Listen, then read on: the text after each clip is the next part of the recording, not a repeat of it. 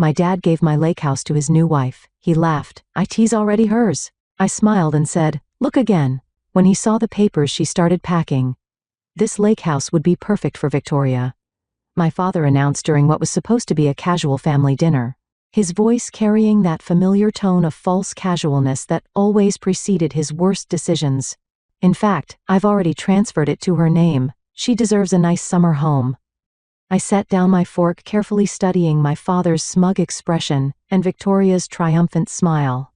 At 32, I'd spent years watching my father hand things to his new wife that didn't belong to him. But this time was different. This time, I was ready. Really?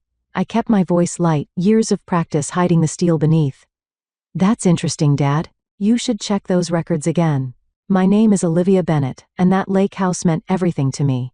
My grandmother had left it to me when she passed away 5 years ago. Her final gift to the granddaughter, who'd spent every summer helping her tend her beloved garden and restore the old wooden dock. The property had been in our family for generations, each room holding memories of lazy summer days and cozy winter retreats.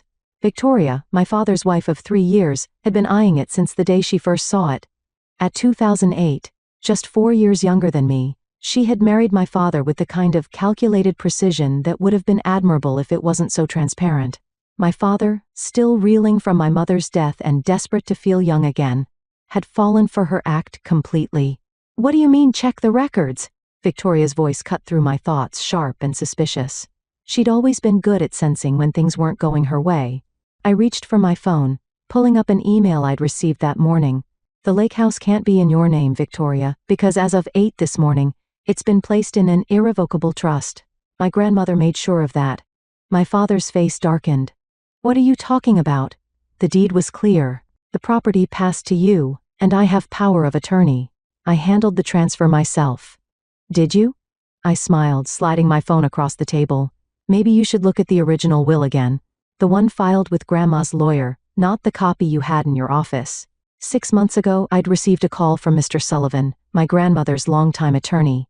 He'd been concerned about some inquiries made about the property's title. Your father's been asking questions, he warned me. Questions that make me think he's planning something. That's when I learned about my grandmother's true gift. Not just the lake house, but the legal protections she put in place to keep it safe. The property had been placed in a trust that would activate upon any attempt to transfer ownership without proper authorization. My grandmother, it seemed, had known my father better than anyone. This is ridiculous. Victoria snapped her perfect manicure, tapping angrily against her wine glass. James, tell her this is ridiculous. But my father was staring at the documents on my phone, his face growing paler by the second. The trust documents were clear. Any unauthorized attempt to transfer the property would trigger immediate legal consequences. You can't do this, he said. Finally, his voice hoarse.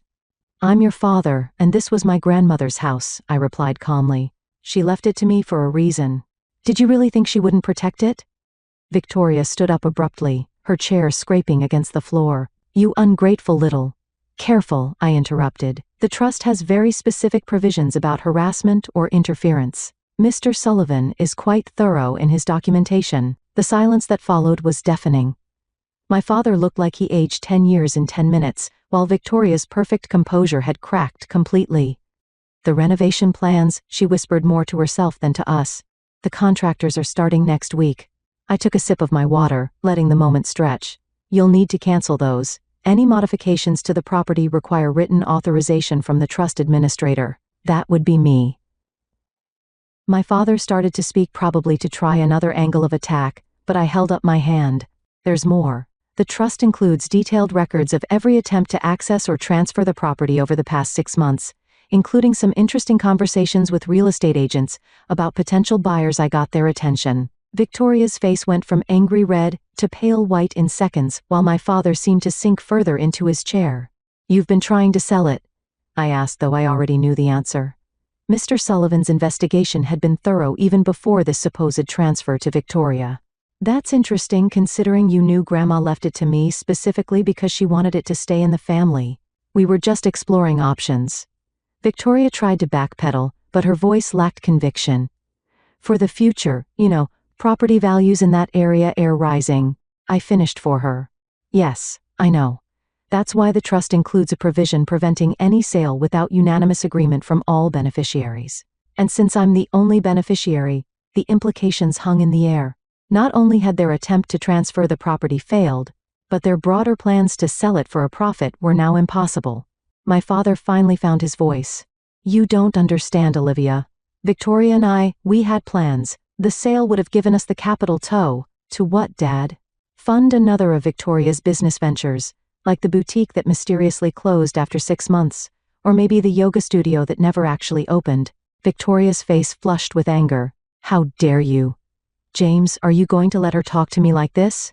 But my father was still staring at the trust documents, reality finally sinking in. He'd lost not just the lake house, but the potential windfall they've been counting on. I stood up, gathering my things. "The trust administrator, that's me, will be conducting a property inspection next weekend. I'll need you to remove any personal items you've left there.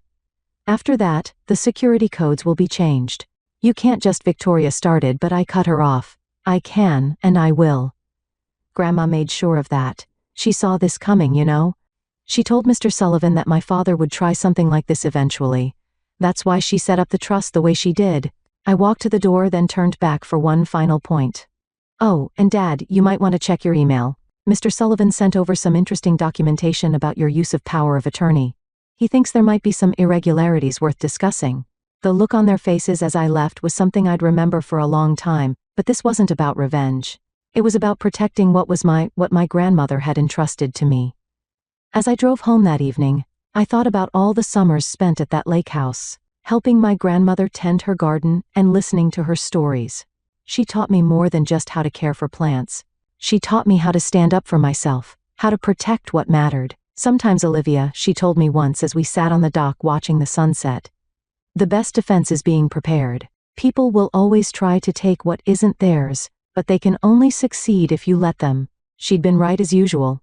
And now, thanks to her foresight, the lake house would stay exactly where it belonged, in the hands of someone who truly appreciated its value. My phone buzzed with a text from Mr. Sullivan. "Everything go as planned." I smiled, typing back a quick response. Exactly as Grandma would have wanted. The lake house was safe, and with it, all the memories and promises it held.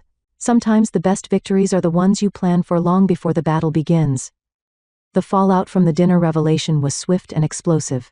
The next morning my phone was flooded with messages, angry texts from Victoria, pleading voicemails from my father, and even a few confused inquiries from family friends who had apparently been promised use of the lake house for their summer vacations. I forwarded each message to Mr. Sullivan, adding to his already substantial documentation of their behavior.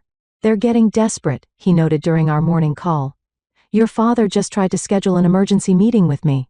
Claimed there must be some mistake in the trust documents." "Was there?" I asked, though I already knew the answer.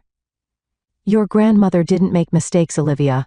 Especially not when it came to protecting what mattered to her."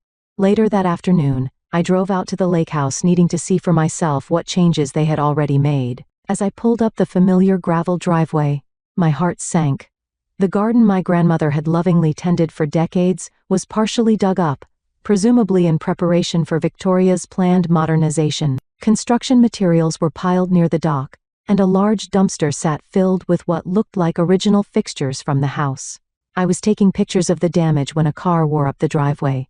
Victoria stepped out, looking less polished than usual in her hurry to confront me. "You have no right to be here," she snapped, striding toward me in her impractical heels. "James and I have already paid deposits to the contractors. We have plans." I lowered my phone, making sure the photos were safely backed up to the cloud. "Actually, you're the one who has no right to be here. As of this morning, the security company has been instructed to treat any unauthorized entry as trespassing." "Trespassing?" She laughed, but there was an edge of hysteria to it. "I'm James's wife. This is our summer home. No.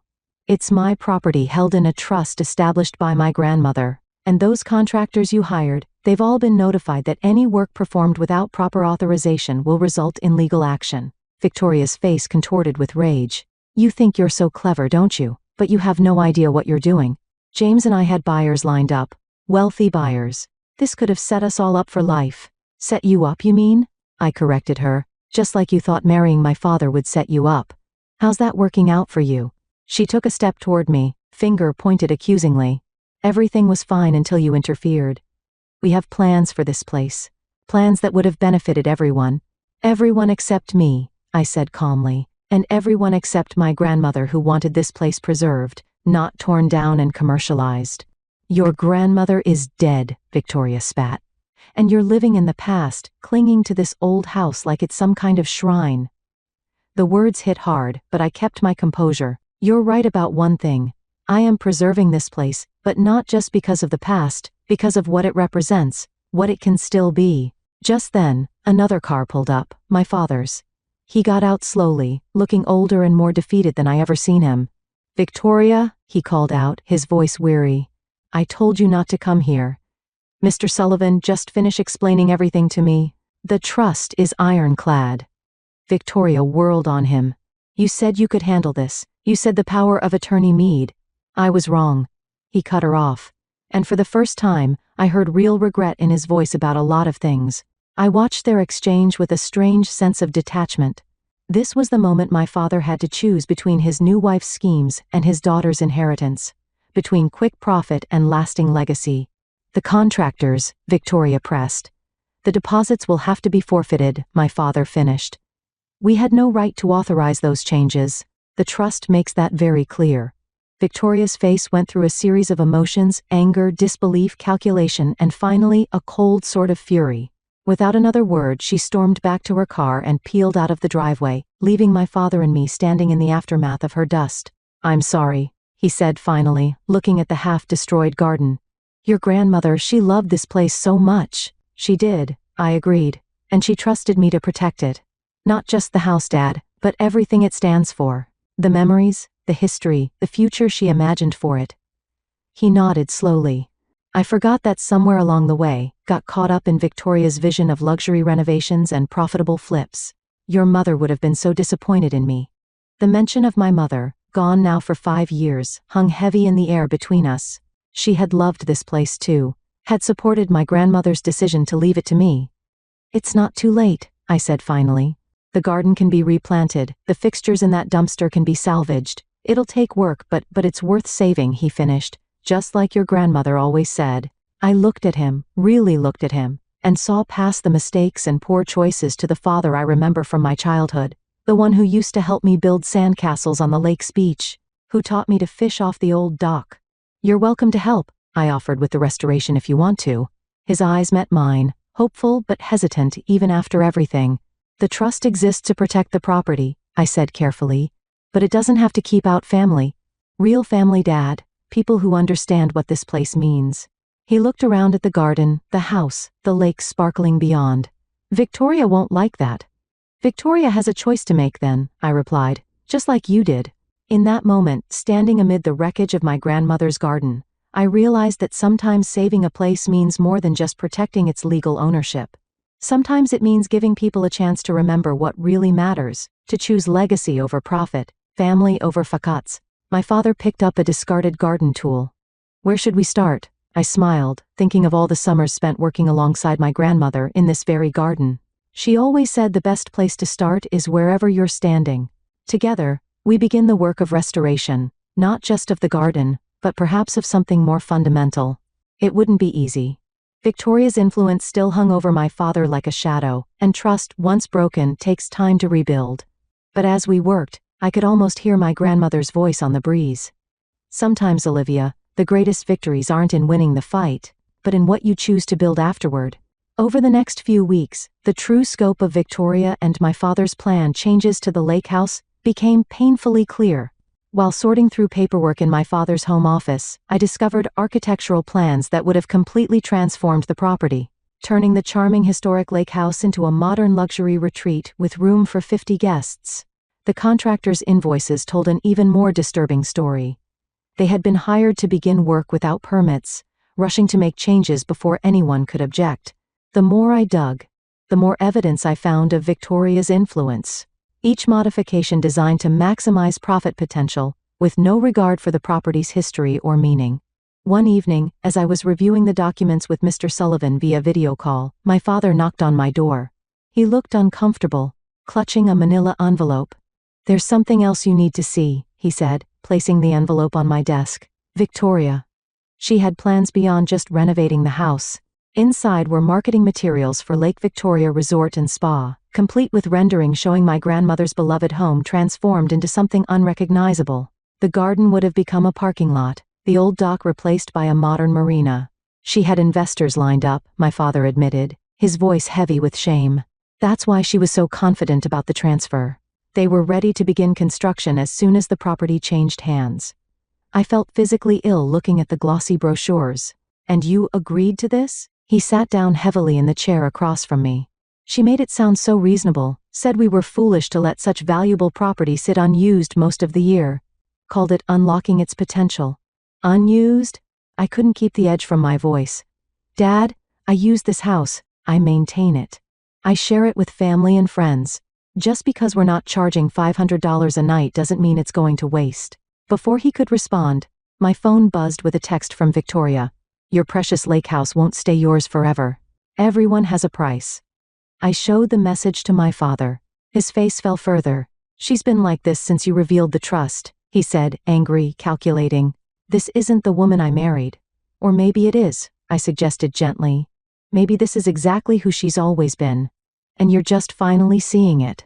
The next day, Mr. Sullivan called with news that confirmed my suspicions. His investigation had uncovered a pattern of similar schemes in Victoria's past failed resort developments. Property flips that left investors high and dry, businesses that collapse under suspicious circumstances. She's done this before, he explained.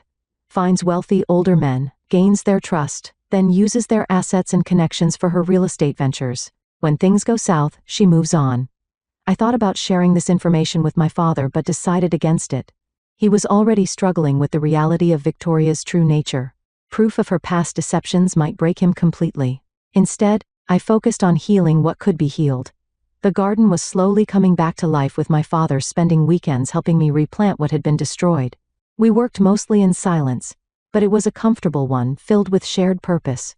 One Saturday morning, as we were clearing debris from the flower beds, Victoria made her final play. She arrived in a sleek black SUV accompanied by two men in expensive suits. These gentlemen represent my investors, she announced, striding across the lawn. They're prepared to make you a very generous offer for the property. I straightened up, garden tools still in hand. The property isn't for sale at any price. The taller of the two men set forward extending a business card. Perhaps we could discuss this inside. Our offer might surprise you. No, I said firmly. The trust specifically prohibits any sale, it's not negotiable. Victoria's polished facade cracked. You stupid sentimental fool. Do you have any idea how much money you're throwing away, all for some old woman's garden? My father, who had been quietly working nearby, finally spoke up. That old woman was my mother Victoria. And this garden, this house, they're her legacy, not your next real estate flip. Victoria stared at him, clearly not expecting resistance from that quarter. James, be reasonable. Think about our future. I am, he replied, standing to face her. And I'm starting to think our futures might be heading in different directions. The investors, sensing the shift in dynamics, began backing toward their car. Victoria watched them go, her carefully constructed plans crumbling before her eyes. This isn't over, she hissed. But the threat sounded hollow. Actually it is, I said, pulling out my phone. Mr. Sullivan has been quite thorough in documenting your history of real estate fraud. He's prepared to share his findings with the appropriate authorities if you continue to harass us. She left in a fury of squealing tires and thrown gravel, leaving my father and me standing in the partially restored garden. I've been such a fool, he said after a long moment. Not a fool, I corrected him, just someone who wanted to believe in love again. There's nothing wrong with that. He looked around at the garden at the evidence of our shared work. Your grandmother would be proud of you, not just for protecting the property, but for how you did it with strength, but also with grace. I picked up my gardening tools, returning to the task at hand. She'd be proud of you too, Dad, for finding your way back. As we worked side by side in the late summer sunshine, I thought about everything that had happened. Victoria had tried to turn this place of memories and meaning into just another soulless resort. She had nearly succeeded, not through force, but through manipulation and false promises. But my grandmother had seen it coming. She'd known that the true value of the lake house wasn't in its potential sale price or development opportunities. It was in the generations of memories it held, and the ones yet to be made. What happens now? My father asked as we finished planting a row of my grandmother's favorite roses. I looked out over the lake, It surfaced golden in the evening light. Now we rebuild, not just the garden, but everything else too. He nodded, understanding that I meant more than just the physical restoration of the property. Trust, like gardens, takes time and care to grow back strong. But standing there, surrounded by the evidence of new growth emerging from old roots, I knew we were on the right path. Victoria's grand plans for Lake Victoria Resort would remain nothing more than glossy renderings in a forgotten folder. The real lake house, my grandmother's lake house, would continue to be exactly what it was meant to be: a home, a haven, a place where family could heal and grow together. The weeks following Victoria's dramatic exit brought a strange new rhythm to life at the lake house. What had started as my solitary mission to protect my grandmother's legacy had evolved into something unexpected, a chance for my father and me to rebuild not just the property, but our relationship. Each morning we'd arrive with coffee and work plans, tackling the restoration piece by piece. The garden came first, with my father surprising me by remembering many of my grandmother's planting preferences. She always put the lavender on the eastern edge, he'd say, or the hydrangeas need more shade than you might think. Small details that revealed he paid more attention than I've given him credit for. Victoria, meanwhile, maintained her distance, but not her silence. Her lawyers sent increasingly desperate settlement offers, each one attempting to circumvent the trust's restrictions. "She's running out of options," Mr. Sullivan explained during one of our weekly update calls. "The investors she promised this property to are demanding answers, and from what I can gather, she made some significant financial commitments based on her guaranteed acquisition of the lake house." "Not my problem," I said, watching through the window as my father painstakingly restored the old dock board by board. "No, it's not," Mr. Sullivan agreed. "But you should be prepared for escalation. People like Victoria rarely accept defeat gracefully." He was right. A week later, Victoria made her final play, a direct appeal to my father that I witnessed through the kitchen window. They stood near the edge of the property, her gestures animated, her expression cycling between pleading and threatening. My father remained still, arms crossed, shaking his head repeatedly. When he finally returned to the house, his expression was grim but resolute.